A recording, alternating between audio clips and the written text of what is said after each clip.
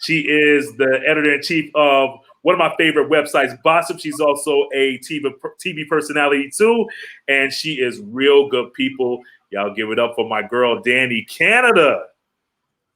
What's up, boo? Hey, how you doing? How you doing over there? What you been up to? You know, work. Election season is really busy. There's always something going on.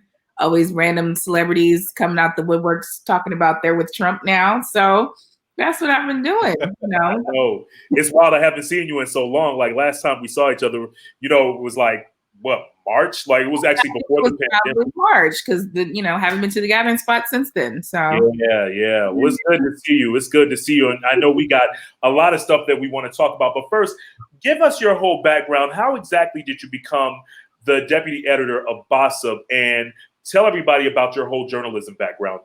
Okay. So I went to college at Hampton University. And I went to the Scripps Higher School of Journalism. I studied broadcast journalism there. I did radio all 4 years that I was in college, WHOV 88.1 FM. When I graduated, I kind of took a heel turn. I started out interning for a hip hop website called hiphopwire.com. From there, I moved up several positions and I was assistant editor there. Then I went to Rolling Out. Nice. Well, you're on mute, Dani.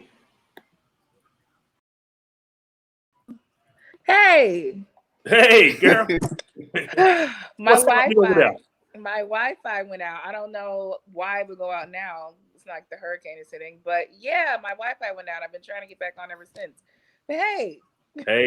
Okay, welcome back to the show. So glad you could join us. I want to talk about some hot topics because everybody knows that Dani is the queen of hot topics. If you don't know now, you know. Make sure you check her out on BOSSIP. But Dani, let's talk about your girl Kim Kardashian. Everybody's talking about how she flew 40 of her closest friends out to a private island. But why are people dragging her? What's that all about? Like, why can't we all be happy that Kim is 40 years old? What's up with that? So the thing is the timing is pretty bad. Considering we're in the middle of a pandemic, you and your friends were safe, but there are people who are seeing this, and you can literally see it in her comment section. People like, I'm glad you're having fun. My dad's in the hospital. My mom's on a ventilator. I don't have money for my kids because of COVID. So it just looked really tone deaf. It's like you could do all that, but because she is Kim Kardashian, she's going to share it. Like technically, she didn't have to share all that. I think that's why she's getting dragged. It's tone deaf. Like people are literally suffering. It's like that whole Kim, there's people that are dying. That meme, like that's what it is. Like girl, like no. But see, but you don't think, Dani? Okay, but then you have celebrities like Cynthia and them just had their big wedding from the Real Housewives and stuff. Yes. No one was dragging them, but why are you going to drag the Kardashian? What's that all? Oh, yes, they did. Oh, they did. Oh, they definitely went in. What? Yes, and people were saying she's selfish. Especially since there were older people there who could be high risk. So they definitely got on Cynthia. And I think if you think about it, it probably is a little more egregious than Kim Kardashian's vacation. She had 250 people in a closed space. They're not on an island like they were with Kim. So no shade, but she definitely caught flack as well. Wow, that's hilarious. Well, what did you think about this whole Khloe Kardashian in the new trailer of Keeping Up with the Kardashians saying that she had COVID and they had to push through as far as her being diagnosed with COVID and everything? Yeah, it's interesting. So one thing I noticed is just how, yes, she was sick, but she did have the privilege of having her mom, Kris Jenner, who could get the top doctors to her pretty quickly, who could get her on the way back to good health. So, it's going to be interesting to see that this season. I think it's interesting that that's the second person in the Kardashian kind of circle that we've heard who had COVID. Kanye said he had COVID as well. So it's like, that's unfortunate. So I'm interested to see how it plays out this season, I guess on this final season. Yeah, it'll be interesting. Are you a fan of the Kardashians? No. Me neither. I don't hate them, but I'm just like, I'm never really excited to keep up with the Kardashians. Right. Okay, well, I want to definitely ask you about this right here. Okay. Tamar Braxton was just recently on the Tamron Hall show. And she was mentioning some stuff about, her and David getting into this fight. And she's actually challenging her ex, David, to release this video of her attacking him in his car. But he says he can't do it because Tamar actually busted the camera to pieces. And wanted to know your thoughts on this. Like, because I was kind of like, when I saw her on Tamron, and I felt like she was trying to push tears out. I felt like she was trying to push tears out because we know Tamar, and I love Tamar, but Tamar can be a little bit dramatic. She can be problematic at times. You know what I'm saying? So, what's your thoughts on that, and what is everybody saying on the streets? Tamar, it's a shame to see how that relationship turned out because Tamar was so happy with David for a very long time. Yeah. This was her first relationship post-divorce from Vince. So I think everyone had high hopes for it. So it's really surprising to see that it's turned into this kind of soap opera that's turned into. Not only, are they going back and forth about what happened that day in the car, but also, she sometimes seems like she's defending him.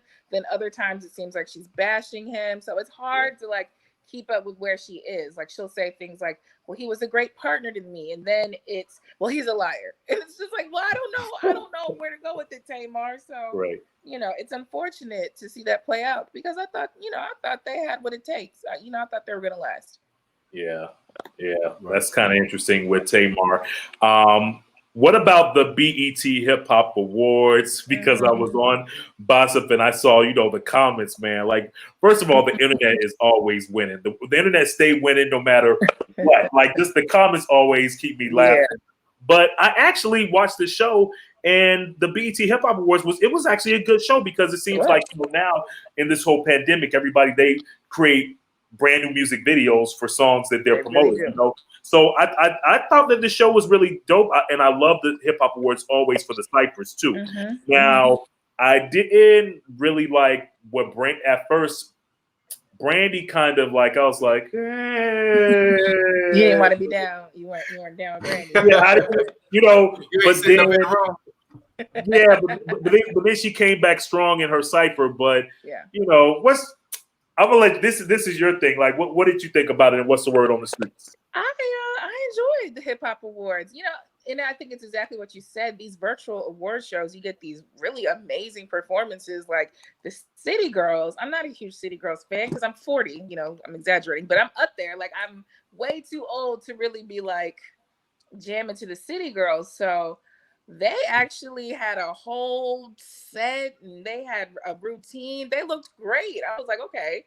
So I think it gives artists more time to really get it together. They can go to a whole new set rather than just performing on a stage. So I enjoyed that. I saw some chatter with people saying that Lil Baby got snubbed for Best Album. They gave it to Megan Thee Stallion. Yeah. And also DaBaby from Charlotte. He was nominated for 12 awards and he didn't win any. And I do actually find that hard to believe because DaBaby has had such an explosive, I guess, last 2 years. So that surprised me. But other than that, I think people really enjoyed it. And I think it was well done, well put together, Yeah. Now, DaBaby just released a song with Kanye. I think it just came out recently. DaBaby, I think. Kanye. Oh, yeah. Mm-hmm. Is it hot? I haven't heard it. I mean, DaBaby sounds the same on every song. All the songs. But I respect it. I respect the hustle. Yeah. I was feeling Badu's cipher. Yes. Man, I was like, yo, Erica killed it. Yeah. But she always do. She always does. She really does. That just shows her musicality. But she was really good. Who else was there? Her was in that cipher as well. Her did good. Tiana Taylor was dope too. Yep. Mm-hmm. I just, again, and I know they said as a Brandy fan, but I was just kind of like, Brandy, I need you to get a little bit on beat for me. Oh, no, you can't. I'm just tell saying. the local Bible she's off beat. You can't do that. You know, I'm just saying, like, you know, it's just like, yo, what was going on, Brady? What was going on? Hey, did you all hear? Did you all hear about this racist dude? Kind of switching gears and said, I don't know if we got the video of that. The racist dude, and I think that was in Arizona.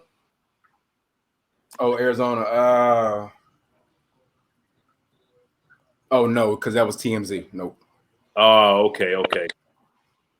I'm sure BOSSIP probably has it too, though. But there was like a video of this dude, like this Asian dude, going off on this guy talking about, you know, this is a no nigga zone or something like that. Yeah. I don't know. Yeah, like it's crazy. Like, so what's your whole take on the unrest that's going on right now, like the racial divide with our country as a personality? Like, what's your thoughts on it?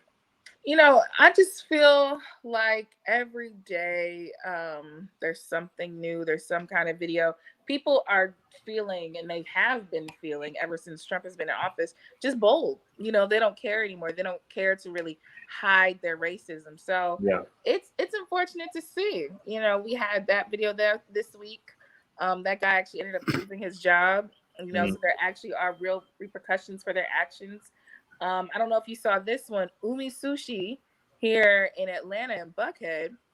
They are under fire because there was a black man who came in. He had on Nikes, he had on sneakers, which is against dress code. However, he pointed out that there was a white woman at the bar who also had on sneakers. And he questioned that. He said, well, how come she can wear sneakers and I can't? At first they said, well, those are dress sneakers. I don't even know what that means.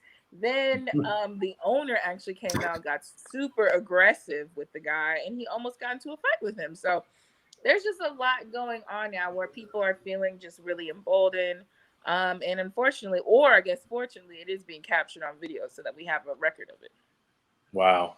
Yeah, I agree with you. 100%.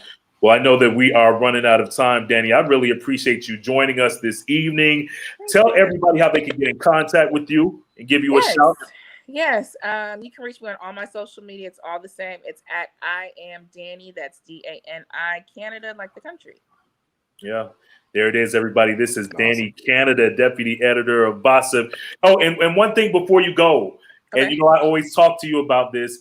When are they going to bring back the BOSSIP TV show on WeTV? Because Dani, I'm telling you, I'm telling you, the show was so good. It was so good. You are so sweet. Thank you. And I appreciate that. That's real. I'm just telling you what it is. Watching. I've heard some rumblings about the TV show. Nothing is confirmed. If it does come back, I believe there's a different network it'll be on. But I'll keep you posted. Fingers definitely crossed. I'll keep you posted. No doubt. Well, you stay blessed. Continue to be great in everything that you do. I really appreciate you doing the show, and I'll talk to you soon, okay? Okay. Bye. All right, Dani. Bye, Take care. Thank y'all.